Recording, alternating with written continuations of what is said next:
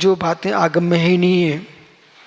और अजित पंडित जी मित्र कि देश में कहीं भी शिष्टाचार चलता है नहीं, दक्षिण भारत में भी नहीं चलता, पर देश हमारा इतना श्रेष्ठ है कि साधु को भूखा नहीं छोड़ता, वो सबकी साधना करवा देता है। लेकिन इसका मतलब ये नहीं है कि उत्तर प्रदेश मानता कि दक्षिण भारत मानता कि पश्चिम भारत मानता पूर्व भारत, कोई भी भारत में चारों ओर, आपको मालूम है सब जगह घूमता रहता हूँ, सब जगह मैंने देखा जा करके हर व्यक्ति साधना का भूखा है, साधु का भूखा, साधु का भूखा है। चंडी में थे आप?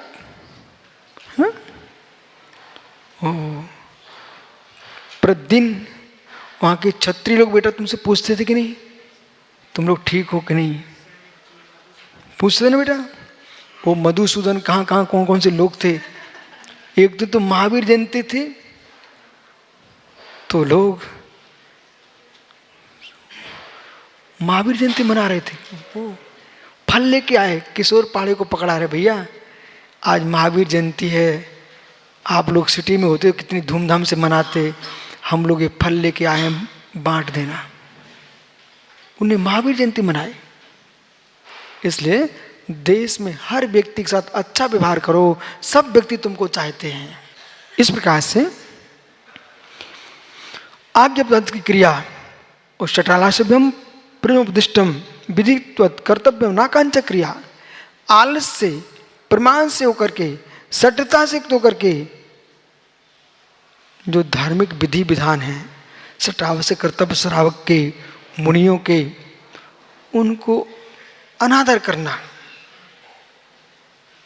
शिवरार्थियों बेटा कभी नहीं सोचना अब थक गए हैं, अब सुबह से ध्यान में जाना पड़ेगा, अब मैं सोता हूं, नहीं, अनाकांक्षा की क्रिया। मित्र 4 दिन में तो व्यक्ति एक मुहूर्त में तो भगवान बन जाता बेटा। इसलिए सारे काम घोंड करके अपनी साधना में तल्लीन रहो। जिनदेव की आज्ञा का भंग करना आज्ञाबद्ध की क्रिया है। और प्रवचनोपदिष्ट, जैसा प्रवचन यानी अरहंत के वचनों में कहा गया है उनको अनादर करना, ये अनाकांक्षा क्रिया है। और छेदन भेदन आदि करना शस्नादि क्रिया, परत्वन्निसम आरोप क्रिया माने बहिर संप्रारंभ की क्रिया, किसी के छेदन करना, भेदन करना, नाक कान अंग को छेदन कर देना, ये जो है प्रहस और प्रारंभ की क्रिया है। मेरे परिग्रह का विनाश न हो जाए, मेरी संपत्ति का विनाश न हो जाए, ऐसा विचार करना ये परिग्रह की क्रिया है। ज्ञान दर्शनादि से निकृति वंचना की क्रिया, सम्यक दर्शन में, सम्यक ज्ञान में, सम्यक चारित्र में जो है निकृति करना, वंचना करना, मायाचारी करना, ये माया की क्रिया है। सुनो माताओं, यदि मुनिराज को हार भी देने जाओ तुम्हारे अच्छे परिणाम हैं, परंतु अधिक देने को मिल जाए इसके राग में वहां भी मायाचारी नहीं करना। इतना ही नहीं, भगवान की पूजा कर रहे आप, अब पुजारी ज्यादा हैं, सुपारी कम है, श्रीफल कम है, अब तुम्हारा मन कर रहा है, अपन एक काम करें, चावल के अंदर तुमने एक सुपारी छुपा दिए, बादाम छुपा लिए, बोले फल का नंबर आए उसको हम चढ़ाएंगे। तुम्हारे बादाम के और सुपारी के भूखे भगवान नहीं, आप विश्वास मानिए, वो पुण्य कमाने के चक्कर में मायाचारी क्यों कर रहे हो भगवान के सामने। अजीत भाई झाड़ी उठा ली पहले से ही, बोली किसी दूसरे की है, उससे करे आओ भैया आओ भैया आओ भैया, अब भैया आओ भैया क्यों करते, तुम उसको दो ना, उसको बोली लगाई है, बोले आओ भैया, बोले क्यों, तुम तो पकड़ लो, धारा तो वहीं करेंगे। ऐसा नहीं करना है। जिसने बोली ली उसका कर्तव्य है वो सबको बुला ले, लेकिन अपना कर्तव्य है जिसने बोली ली है उसके आगे नहीं घुसना हमको। ओह, ये बातें आगम में कितनी सरल रखी रखी है, यदि जीवन में पालन व्यक्ति करे ना तो कोई क्लेश ही नहीं है। देखा सागर, सोचा था ये बातें भी शास्त्रों में लिखी है, लिखिए, सामने रखा ग्रंथ। इस प्रकार से माया क्रिया और अन्य मिथ्या दर्शनादि क्रियाणम कर्णम विष्टम प्रशंसादि हाँ, कोई मिथ्या दृष्टि जीव है, मिथ्या कर्म कर रहा है, मिथ्या क्रिया कर रहा है, साधु करोसी साधु करोसी साधु करोसी, तुम अच्छा कर रहे अच्छा कर रहे। नहीं, कभी मिथ्यात की प्रशंसा नहीं करना आपको। आपने प्रशंसा की तो मिथ्या दर्शन की क्रिया, तुम्हें सम्यक में दोष है। तुम कहाँ जा रहे हो, चलो आगे चलते हैं। तो आपको मालूम होना चाहिए, संक्षेप में आपको समझा देता हूं, नाम अपने पास रखना, हम विषय समझा रहे हैं। जिन देव के भक्त, ये आयतन है, अनायतन नहीं है। जो जिन देव के भक्त नहीं है वे अनायतन है।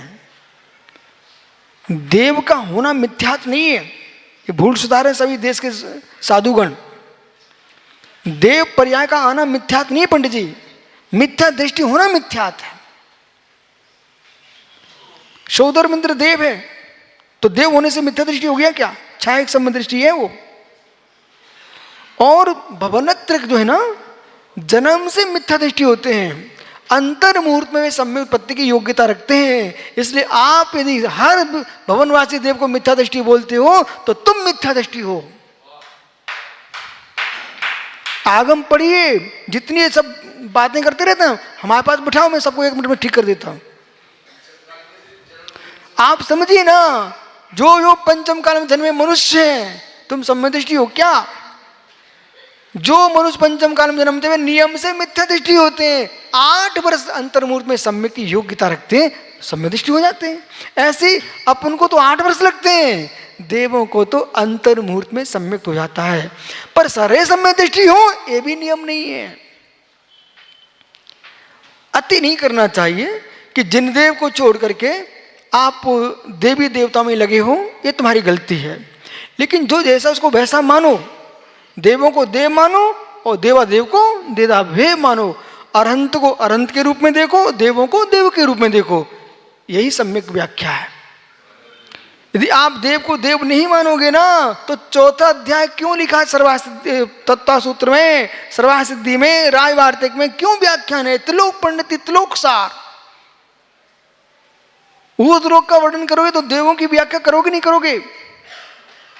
एक और आप कहते मुझे देव आया, देव बताया, देव लेके चला गया, और एक और कहते देव होते नहीं, ऐसा मत बोलो। देवाच तो निकाया माता बराबर, देवास 4 निकाय के देव होते हैं। अरे देवों को देव मानिए और भगवान को भगवान मानिए, बस इतना ध्यान रखना। अति नहीं करना चाहिए किसी विषय पर, अति की इति होती है, बराबर। हाँ, आइए मित्र घड़ी देखो।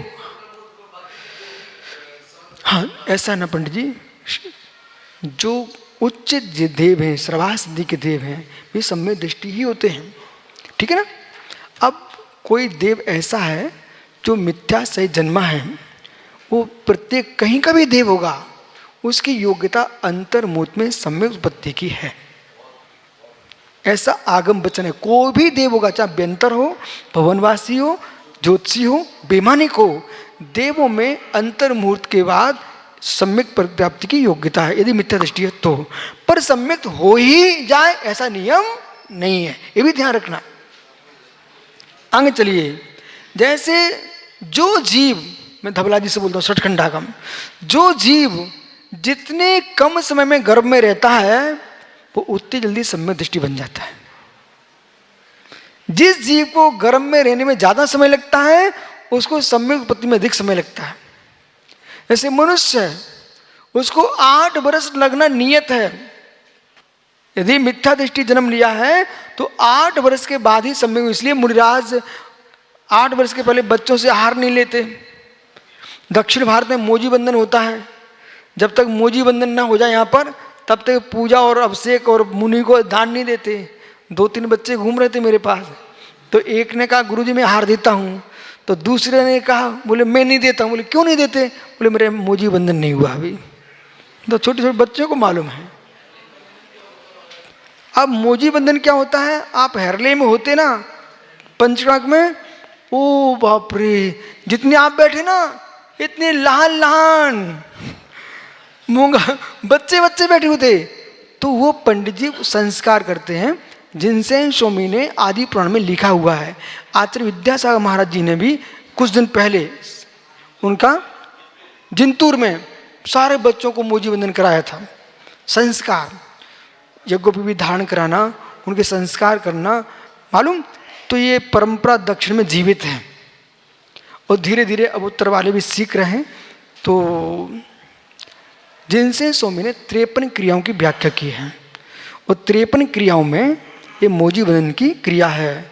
हो सकता है यदि आपको देखना हो ना तो आपको दोबारा लौट के आना पड़ेगा। यहाँ पर पंचकणक हैं शायद। क्यों भैया, शायद पंचकणक हैं? अच्छा, तो जब इनके यहाँ बड़ा कार्यक्रम होता ना तो उसमें मोजी बंधन भी होगा। हाँ, मुझे मालूम होगा। जब इनके पंचकणक होते, कोई बड़ा काम होता ना, तो फिर बच्चों का एक दिन बच्चों का मोजी बंधन होता है। पूरे सब मुंडन कराएंगे, उनको झोले टकाएंगे, उनको दक्षिणा दिलाएंगे, सारे काम होते हैं विधि पूर्वक, फिर उनको जैन बनाते हैं। आइए, तो ये सब सम्यक की क्रिया हैं, इनमें कोई विकल्प नहीं करना चाहिए। और मोजी बंधन के पहले इनके शादी भी नहीं होती। क्यों भाई, बराबर? हाँ, मूल बद्री में तो हमने देखा मोजी बंधन हो रहा है। वहां तो 25-25 साल के बच्चे युवा बैठे हुए थे। हमने कहा भाई ये, बोले महाराज जी इनका हो नहीं पाया सो शादी नहीं हो पा रही है। तो बिहार करो ना तो सारी बातें ज्ञान समझ में आता है। इसलिए मुझे आज बिहार करते पूरे देश में। पढ़े लिखे लोग कितनी पढ़ लेंगे, लेकिन ज्ञानी कढ़े लिखे ही कढ़े लोग होते हैं। जितना तुम घूमोगे देश के 1 लाख विद्वान जितने ज्ञानी बन पाएंगे, एक दिगंबर मुनि उतना ज्ञानी बन जाएगा। बोले कौन? जो पूरे देश में विहार करता है। तुम घूमते गाड़ी में मालूम क्या होता है? और कपड़ों के साथ तुम्हें कोई अनुभूति नहीं आती है, क्योंकि तुम्हारे जो पसीना लगा ना कपड़ों का, वो तुम्हें उसी की गंध आएगी।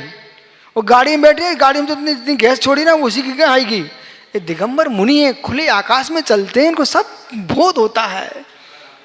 तुम निकल गए फुर्र गाड़ी से, ये पैदल विहार करते हैं। कहाँ जंगल हैं, उब्बन हैं, घाटियां हैं, पहाड़ियां हैं, कैसे लोग हैं। और तुम कितने घर भोजन करोगे? एक घर में खा के चले जाओगे। एक घर में आहार चर्या करते हैं।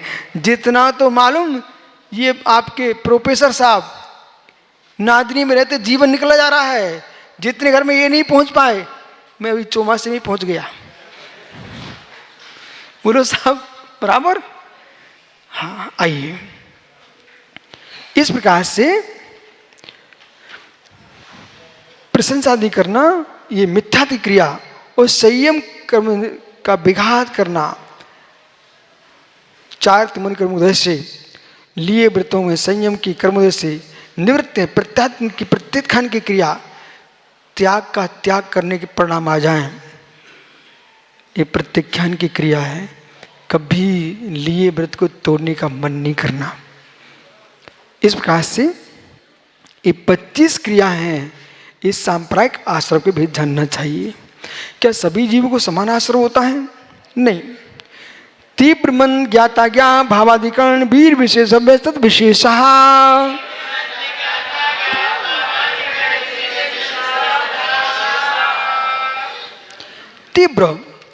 तीव्र कैसा होगी? तो तीव्र आश्रम होगा। मंद होगी तो मंद होगा। ज्ञात भाव, जान करके तुम पाप करोगे। सुनो, अज्ञानात् कृतम पापम सद्ज्ञानात् विमुच्यते। ज्ञात्वा ज्ञानम कृतम पापम वज्रलेपभूषते। अज्ञान से तुमसे कोई दोष हो गया तो तुम ज्ञान से उसको धो सकते हो, पर जान करके तुम पाप कर रहे हो तुम्हें वज्र का लेप होगा। इसलिए अज्ञानता में किया गया पाप और जान के किया गया पाप, भाव परिणामों की दिशा, अधिकरण आधार क्या था? वो शक्ति। जितना शक्तिमान होगा, वीर यंत्राक्रम क्षेषम होगा, उसको उतना ही अधिक आश्रव होगा। कमजोर इतनी कसाई नहीं कर पाता। जैसे पंचम काल का व्यक्ति कितनी बड़ा पाप कर ले, पर इतनी तीव्रता नहीं उसके पास कि साथ में नरक जा पाए। पंचम कलकल का मनुष्य साथ में नरक नहीं जा सकता, मोक्ष नहीं जा सकता तो साथ में नरक भी नहीं जा सकता, क्योंकि पाप करने के लिए सत्यान चाहिए। कसाय की तीव्रता, जैसे कि उदाहरण कोयले की आग, घास की आग, पन्ना कोयले की आग, घास की आग, कंडे की आग, आग तो तीनों है ना, लेकिन जो अग्नि पर काम करता है उससे मिलना, आप भट्टे वाले से मिलना। क्यों? ईंट किससे पकती है? क्या मात्र लकड़ी से पक जाएगी? कितनी लकड़ी डाले, लेकिन उसको पत्थर का लोहा, पत्थर का कोयला डालना पड़ता है, मालूम? तो इसी प्रकार से अग्नि जो है, घास की अग्नि का तापमान मंद होता है, उससे अधिक कंडे का, उससे अधिक कोयले का तापमान बहुत तीव्र होता है। इसी प्रकार से जो शक्ति है, सहनन है, तो कसाय करने के लिए भी शक्ति चाहिए। इतना तीव्र कसाय नहीं कर पाता जी पंचम काल में कि साथ में नरक जा पाए। शेर जो ना, शेर है, शेर इतना क्रूर होता है, जानवरों को खा जाता है, फिर भी कसाय इतनी तीव्र नहीं कर पाता कि साथ में नरक जा पाए। वो पंचम नरक के नीचे नहीं जा पाता शेर। इतना सब कुछ होने पर भी उनके पास तीव्रता नहीं है, संख्या है, तीव्रता नहीं है। उत्तम सेनन चाहिए। वज्र उसनार सेनन के साथ जो तीव्र पाप करता है वही साथ में जा पाएगा, और वज्रनार सेनन के साथ जो तीव्र तपस्या करता है वही सर्वार्थ सिद्धि का देव बन पाएगा, वही सिद्ध भगवान बन पाएगा। हीन सेनन में न नरक जा सकते साथ में, न सिद्ध बन सकते हो। इसलिए इनकी विशेषता से आश्रम विशेषता होती है। अधिकृडम जीवा जीवा, ये 7वां सूत्र है। इस सूत्र का कोरोना के काल में बहुत प्रचार हुआ। कोरोना के काल में किशोर, ये याद है आपको, पटना में अपन प्रथम दिन थे, उन्होंने प्रवचन कराया था। बोले महाराज जी प्रवचन करो, इसी सूत्र में मैंने प्रवचन किया था। अधिकरण जीवा जीवा, अरे भाई जीवाधिकरण अजीवाधिकरण, जीवाधिकरण अजीवाधिकरण। और हमारा आगम क्या बोल रहा है कि भाई थोड़ा दूरी बनाइए, एक दूसरे संगठित होकर मत बैठिए, जीवों की विराधना हो जाएगी।